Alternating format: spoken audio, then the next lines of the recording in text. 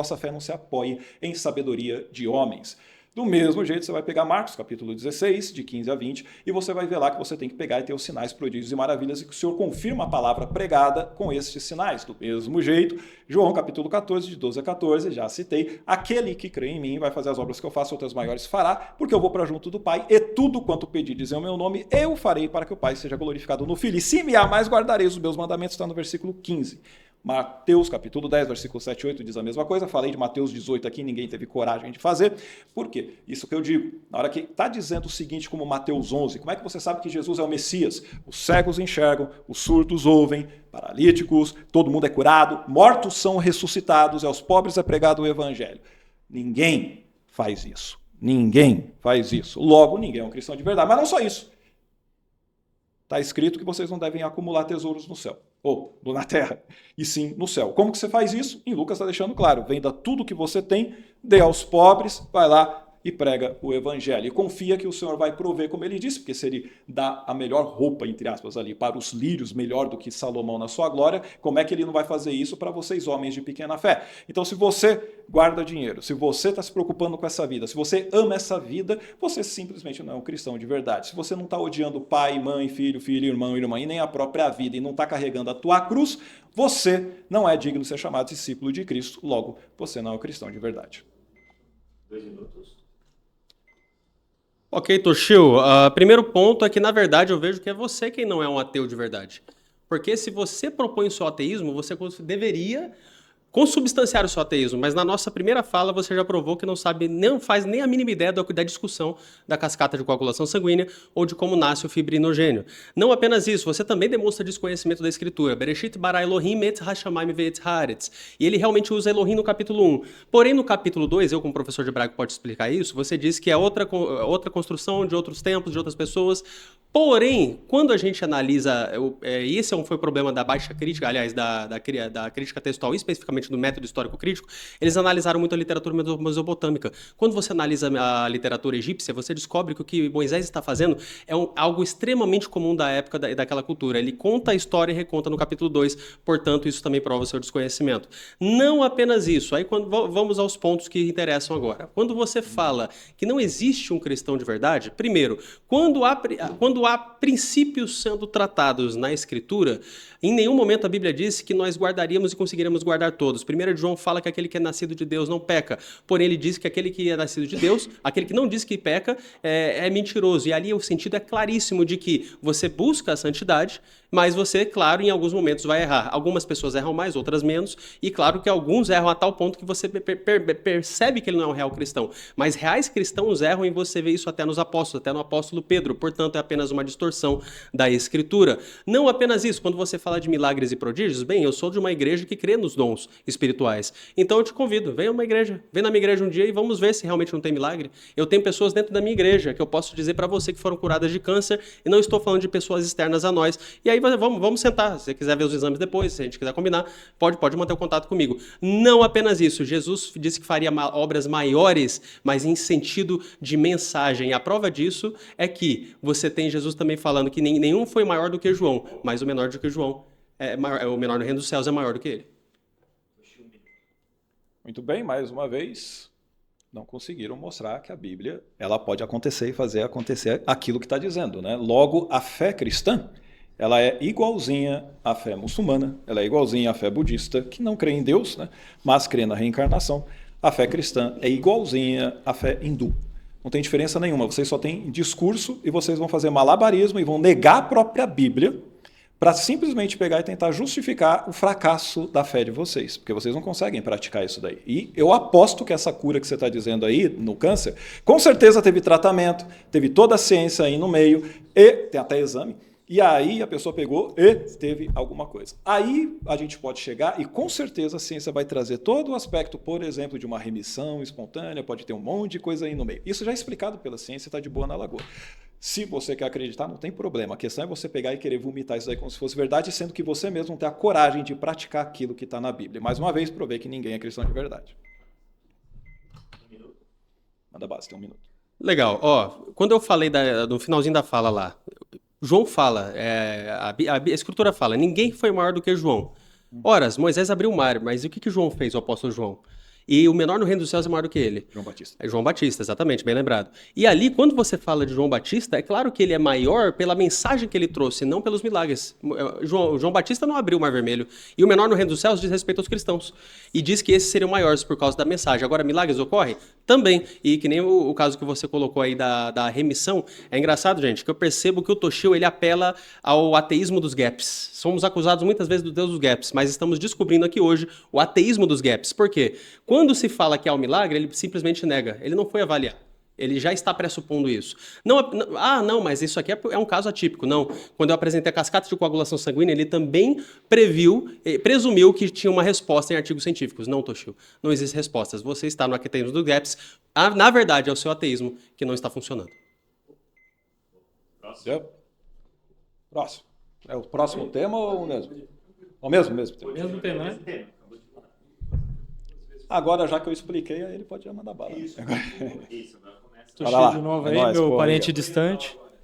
Meu parente distante. Uhum. Deus me livre, hein, Toshi? Imagina almoço em família. Não ia dar muito certo, não. Desculpa, só reforça para mim o tema, qual que era a frase? Que ninguém é cristão de verdade. Ninguém é cristão de verdade. Eu concordo com você. Nesse eu vou ter que concordar. A régua realmente é bem alta. A gente entende que é muito mais pela graça, né, e por outras questões. Agora, eu também consigo afirmar, eu acredito que eu tenho argumento suficiente para isso, para afirmar que também não temos céticos de verdade, né, ou 100% céticos, ou pessoas sem viés totalmente, a não ser que você seja uma pedra, né? As pessoas se desenvolvem, crescem, criam preconceitos e vieses, independente se religiosos ou não, né? Eu uso isso no meu dia a dia com ferramentas que eu tento reduzir vieses para chegar na verdade e tal. E, por exemplo, um cético 100%, ele provavelmente não sairia de casa. Ele iria questionar ou duvidar do funcionamento do motor do Uber, sei lá, o funcionamento do elevador, etc. Então, eu acho que muitas coisas desses temas que a gente vai falar e está falando aqui hoje, a gente consegue devolver, né, pro ateu. É um problema que não está no colo do cristão ou do teísta, né? Eu creio que está no colo do ateu também, por eles não conseguirem também ser céticos de verdade. Já está suficiente. Já. Não, já tá bom, pode passar.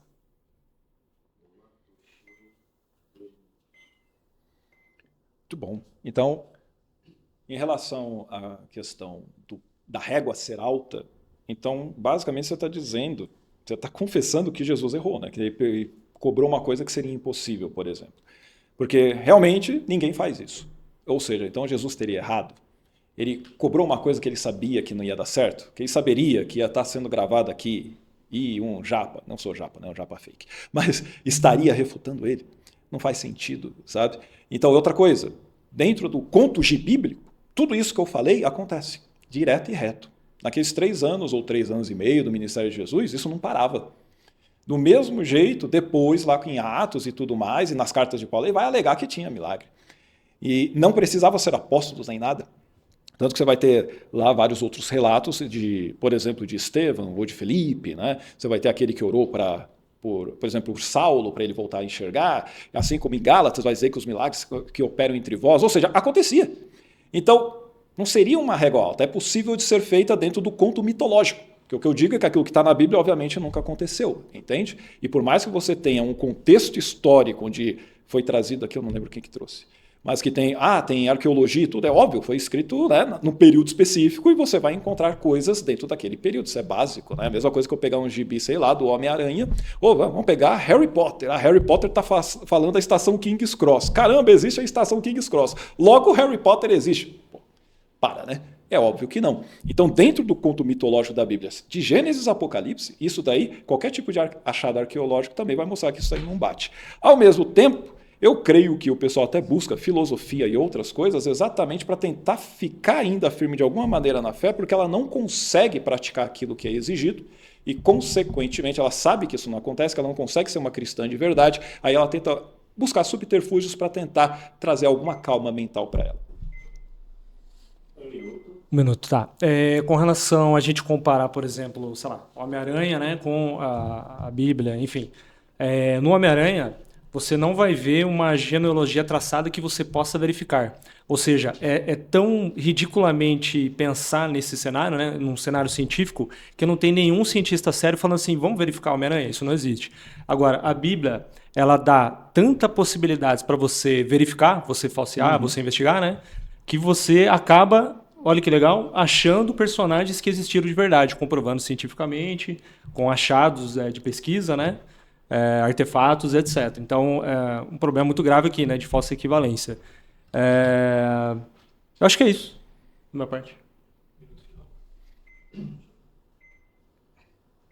Sobre achar de pessoas que existiram, que não falei. Se você pegar o Homem-Aranha, ele poderia colocar na história o nome de um presidente ou de um prefeito. Isso não significa que a história que está ali é real. Não tem nada a ver.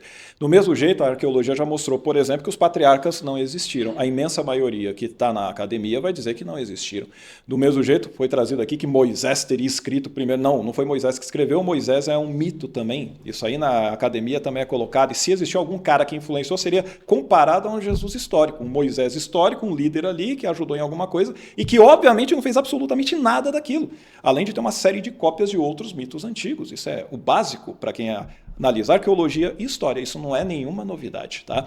Então, quando você pega... mas existiram tais pessoas. Se você for pegar a genealogia, um monte dessas genealogias aí, eu acabei de mostrar que é tudo fake. Por exemplo, o próprio povo de Israel não veio de fora de Canaã, eles eram cananeus e ficaram aí tentando construir a sua própria história. É tudo fake, aquilo lá é tudo mitologia. E além de Jesus também, que está tudo errado. Opa, aí lascou, peraí.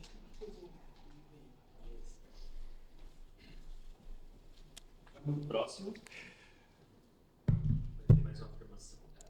Mais uma afirmação, né? Isso. O que eu escrevi aqui? Só para eu falar direito essa porra.